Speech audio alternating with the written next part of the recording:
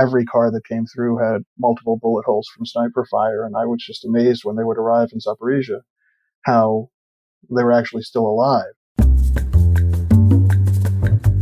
Welcome to Global Dispatches, a podcast for the foreign policy and global development communities and anyone who wants a deeper understanding of what is driving events in the world today.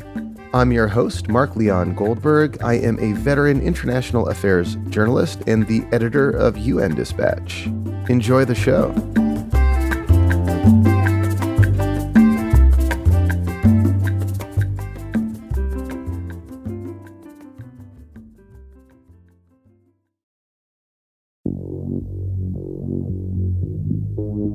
My guest today, Amed Khan, has been described as a direct action philanthropist.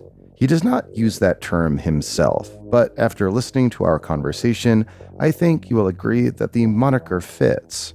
He goes to the front lines of humanitarian crises pretty much on his own and uses his personal wealth and networks to deliver whatever the communities say they need. This can range from washing machines to water pumps to prosthetics to plane tickets to money for gas. Pretty much anything you can imagine, he has found a way to deliver it to affected populations in war zones and crises. For the past year and a half, Amed Khan has been in Ukraine, near the front lines of fighting in places like Bakhmut. When we spoke, he had just returned from Kherson, which experienced catastrophic flooding following the sabotage of a major dam upstream. We kick off discussing how he got into this line of work in general and to Ukraine in particular. As he explains, he has a long history in Ukraine, but more recently worked closely with Ukrainian special forces to help rescue Afghans as Kabul fell to the Taliban. And this, of course, was just months before Russia's invasion of Ukraine. And just one quick note before we start, we are rolling out our new podcast homepage at globaldispatches.org. There you can find our entire podcast archive, as well as new issues of the Global Dispatches newsletter. If you've not done so already, please sign up for our mailing list at globaldispatches.org. And while you're there, of course, you can use the contact button to get in touch with me if you have suggestions of people I should interview, topics I should cover, or anything else that's on your mind. Thank you. Now, here is my conversation with Amed Khan, a Frontlines philanthropist.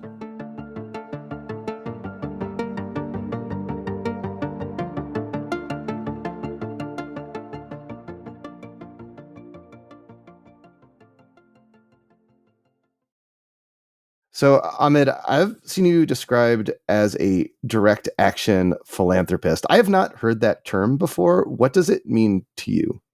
Well, it took me by surprise also because it sort of makes sense, though. I think it reflects that I go to places and do the work myself, not only sort of fund it.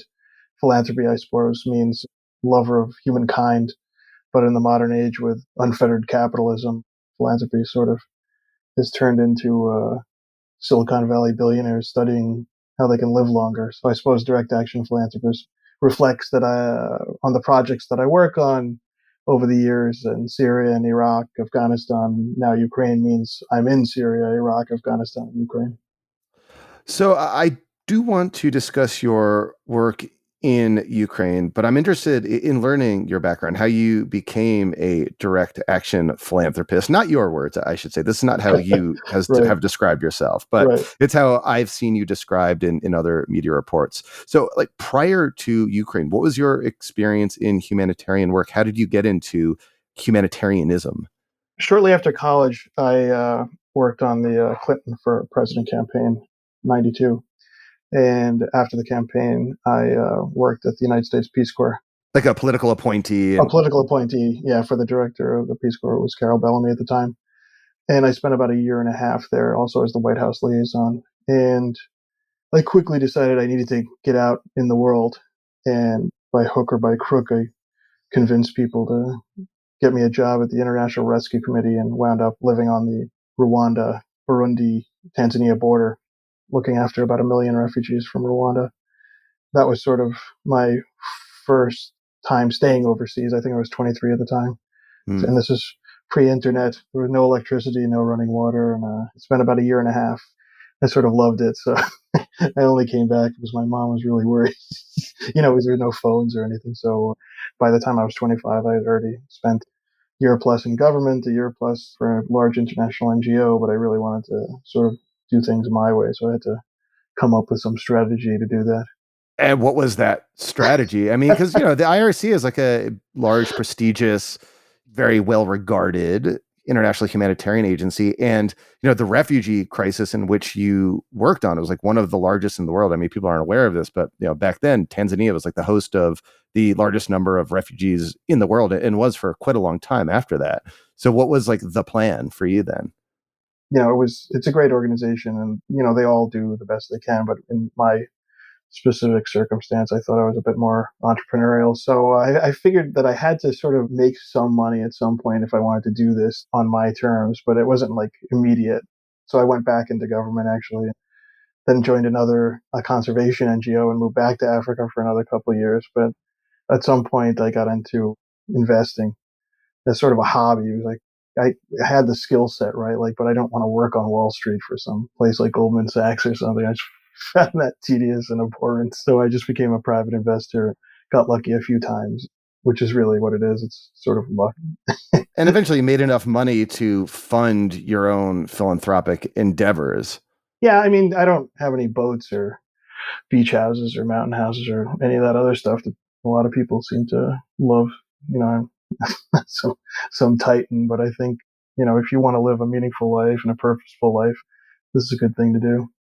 So you had mentioned working in Syria, in Afghanistan, and most recently you're in Ukraine. Like, what were the circumstances in which you first went to Ukraine, and like, what did you seek to do? Well, I have a background in Ukraine, so actually, in my first trip was in 2005, shortly after President Yushchenko became president after the Orange Revolution, one of the colored revolutions, and President Yushchenko had invited former President Clinton at the time to come and give him some advice. So I sort of was invited to tag along on the trip and made some lifelong friends back then, and was just remarkably taken by the people, the passion, the energy. I mean, it was remarkable what they did. They took to the streets, they risked their lives, they lost lives. Yeah, I mean, basically, they were yearning to breathe free. Sort of everything that I had studied and lived, they were sort of living that, and I was just so impressed. I've been back, I'd say, almost every year since 2005, trying to help wherever I could. Because it's a long, long, long project getting out from under the Russian, then Soviet, then again Russian yoke. They seek to undermine their fledgling democracy since they became a state. They had people in all government ministries reporting to the Kremlin, not to Kyiv. So I thought it was, a worthwhile endeavor. Most recently, I was doing evacuations from Kabul for people who had worked for the United States government in August of 2021. What do you mean doing evacuations for people in Kabul? Yeah, it's sort Yeah, of we all, of course, remember the August 2021 frantic withdrawal of U.S. forces from Afghanistan and all of the accompanying civilians who had been kind of caught up in the maelstrom. What was your sort of distinct role in that period? I sponsored the application of two children of a former USAID employee, and she hadn't been able to make it on one of the U.S. Air Force planes. She had the paperwork, so I decided to just go to Kabul myself and try and get her out. She couldn't make it on the planes, and at the time, since I'm in Kabul, I start getting requests from everyone I've ever heard of. You have to help this one. She worked with me at the State Department. You have to help with this one. She worked with me at the DOJ. And in that process, I got a number of people on the planes, but there's two little girls that hadn't been able to get out. So as the U.S. was winding up, through an old friend, I made contact with President Zelensky's office. So I actually flew to Kyiv, I think August 28th, and then flew back with Ukrainian special forces who were doing evacuations of any Afghan who held a Ukrainian passport, which I found, remarkable, because really not a lot of people were holding their weight. And the experience in Kabul was beyond belief. The actual Ukrainian special forces went into Kabul, which no other groups really did. They were sort of behind the line inside the airport. And I just gave them a list of names, including those kids. And we went and got them and flew them to Kyiv. And then after that, I went on to charter 6 or 7 planes from Kabul during the course of September, October, taking former Afghan women MPs, judges, activists. And so that was like your most immediate prior kind of direct action philanthropic humanitarian work before Ukraine. What were the circumstances in which you first came to Ukraine? Was it presumably after the February 2022 invasion? The administration in Kyiv had asked me to help if I could make sure people were aware that there was an impending Russian invasion. So during the course of October, November, December of 2021, I tried whatever I could. Obviously, we failed because the invasion happened. And in February, again, it's one of those things, a friend is sort of frantic trying to evacuate. And I said, okay, I'm just going to come there and get you out. So I actually drove in February 26th and got the friend out and then started to assist wherever I could and however I could. So I suppose since the invasion, I've been inside the country about 400 days and mostly at or near the front lines. And I know we're speaking while you're in the United States, but just like a few days ago, you returned. So you had sent me, I think, photos you had sent from flooded Kherson. So early, during like the early parts of the conflict, how did you sort of see your role in like the broader international response to Russia's invasion of Ukraine? Well, I just was trying to do whatever needed to be done.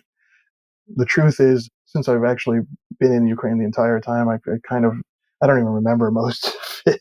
I'd have to sort of decompress at some point in my life and write everything down. But the immediate need was evacuations from Mariupol, which Mm-hmm. was under Russian occupation and a sort of really brutal occupation. So I found volunteer drivers and literally just paid for the gas for them. And they would run this gauntlet to a city called Zaporizhia, where the nuclear power plant is. And it was, interestingly enough, sort of negotiated as a sort of green corridor. But every car that came through had multiple bullet holes from sniper fire. And I was just amazed when they would arrive in Zaporizhia how they were actually still alive. I mean, some people we did lose, but the cars made it through. And I remember the parking lot in Zaporizhia of the cars that would come in on these convoys, and every single one of them had multiple bullet holes. So that was one of the first things. Shortly thereafter, I went to Bucha and Irpin, probably within 2 days of its liberation, Mm-hmm. and witnessed mass graves and talked to locals and trying to figure out what they need and got them immediate supplies. The locals who had survived the occupation and heard their stories and worked with local groups. And Bucha, for those who are not familiar, was a site of really horrendous, like mass atrocity event and war crimes committed by Russians against Ukrainian civilians. It is one of like the worst sort of war crime event thus far of the entire war. And you were there just in the immediate aftermath, you're saying. The pit behind the church was open with bodies before the bodies were exhumed out. So it was literally within 48 hours of liberation. We obviously passing checkpoints, and there's still Russian snipers in the woods. And I thought it was important to be there before the masses, just to understand what happened there, to talk to the people who survived it, to go to their homes, to see with my own eyes what actually happened there and hear their stories. And as the news came out, I think it was the event that changed even Ukrainians' view of how the war should be handled, how the invasion should be handled. I think prior to that information coming out, probably Ukrainians were just wanted to get this war stopped and maybe even were willing to lose Mm-hmm. territory. But after what was perpetrated on them there, it's tough to forgive. Mm-hmm. And as you noted, it's also something that makes, I think, Ukrainians reluctant to concede territory in exchange for a cessation of hostilities, precisely because of what happened, what they witnessed, of what Russians did in territory occupied by Russian troops, if briefly at the time.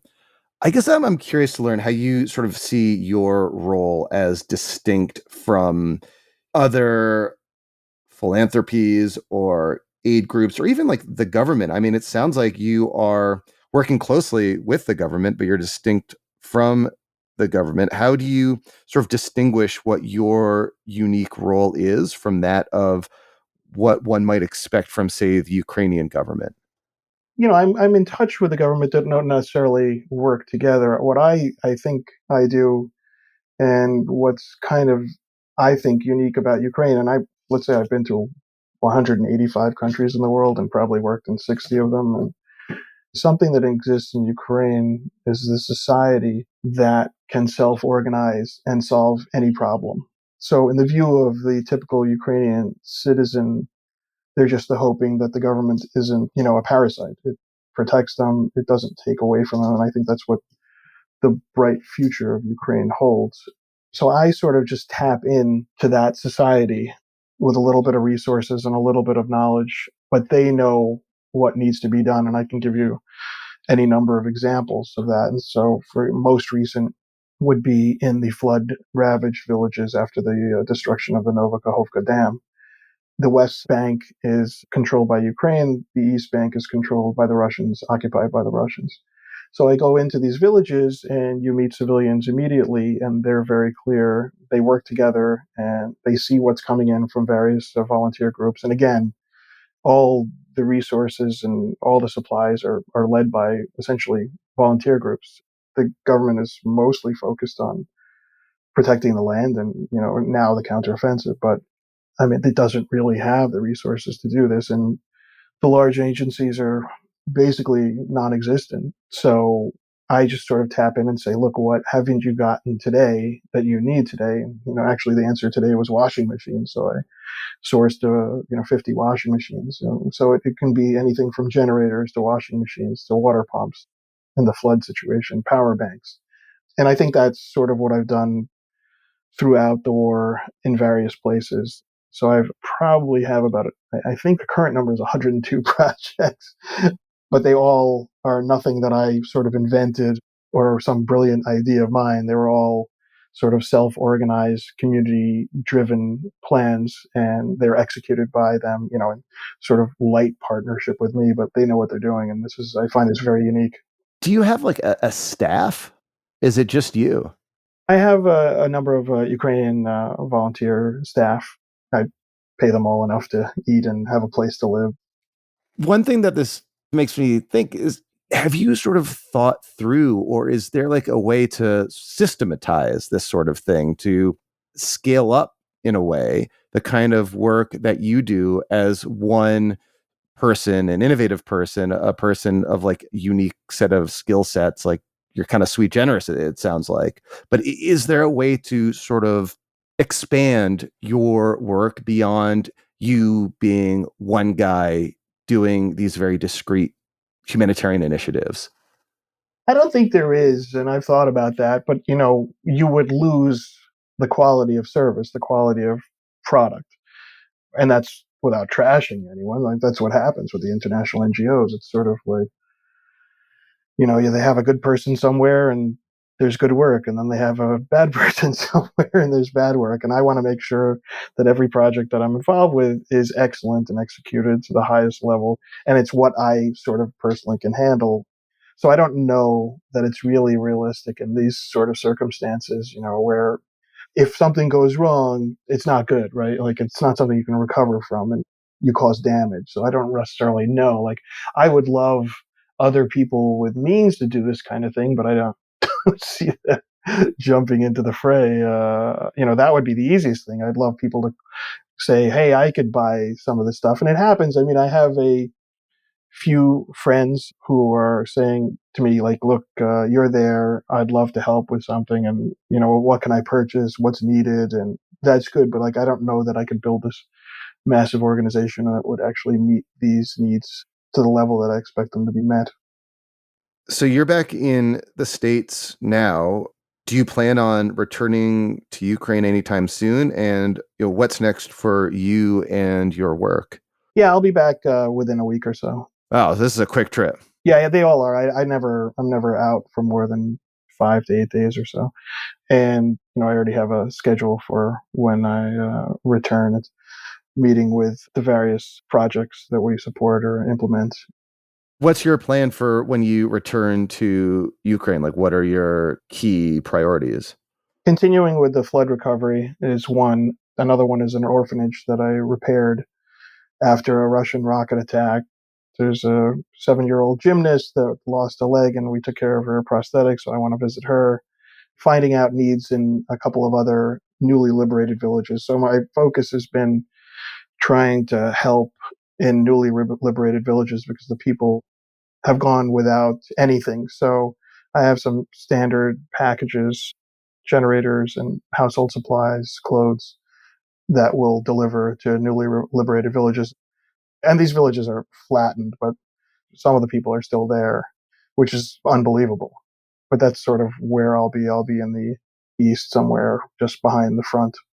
What compels you to keep going back and keep going to frontline humanitarian crisis and frankly, front lines of the conflict as well? It's a very worthwhile way to spend your time. And at this point, I'm so deeply invested in this situation that I have to see it through. I'm so deeply intertwined with so many people at this point, and they're counting on, our partnership. So there's just no way to turn my back on it. I just, from a larger perspective, I think it's just very important. I don't think it's hyperbole to say, freedom is at stake. The Ukrainian people are people who are kind and gentle and just want to live free, and they risk their lives for it. So I just think it's truly the most important thing in my lifetime, I think. Do you have enough money to keep on operating at the kind of level at which you're operating for the foreseeable future? Are you trying to raise funds as well? No, I don't raise money because I like to do stuff that I like to do, and so I use my money. But I have some friends that will join up. I don't ask anybody, but they'll call me all the time and say, "Look, how can I help?" So yeah, no, I'm fine. I don't. I'm like a anti-consumerist. So I don't really own anything or want to own anything. So I'm sure people have like 20 boats that sort of it costs more than any of this stuff because it's not really that expensive. I think I probably spent I don't know how much, but around 10 or 15, maybe $20 million, and gotten donations and donated supplies of a few hundred million, I'd guess. And it's important stuff, so there's no real turning back on it. I guess part of my motivation for asking that question was that I have to imagine a number of people listening to our conversation are probably inspired by the kind of work you do. How can they help if they want to? And we're not like a general audience. We're kind of policy people who listen to this show. But I have to imagine there are those who just want to help you somehow. What can they do? No, they can just call me up. I mean, like literally, that's what happens. People just call up and say, "I'd love to help." Sort of Ukrainian civilians survive this devastation. I say, well, you could do this or you could do that. Or, yeah, I'm happy to talk to anyone at any time, really.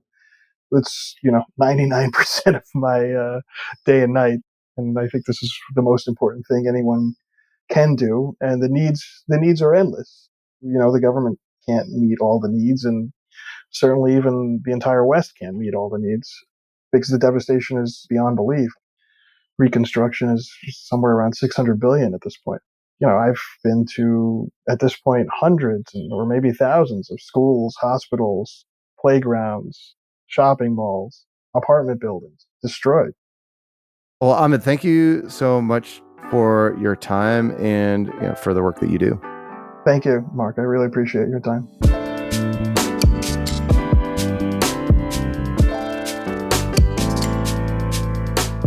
Thank you for listening to Global Dispatches. Our show is produced by me, Mark Leon Goldberg, and edited and mixed by Levi Sharp. If you have questions or comments, please email us using the contact button on globaldispatchespodcast.com. Before you go, do take a moment to show your support for the show by becoming a premium subscriber. If you're listening on Apple Podcasts, you can do so with a couple taps of your thumb. If you're listening elsewhere, you can go to patreon.com/globaldispatches. We rely on support from listeners to continue to do what we do far into the future. And by becoming a premium subscriber, you will unlock access to our entire archive of hundreds and hundreds of episodes. Please rate or review the show on Apple Podcasts.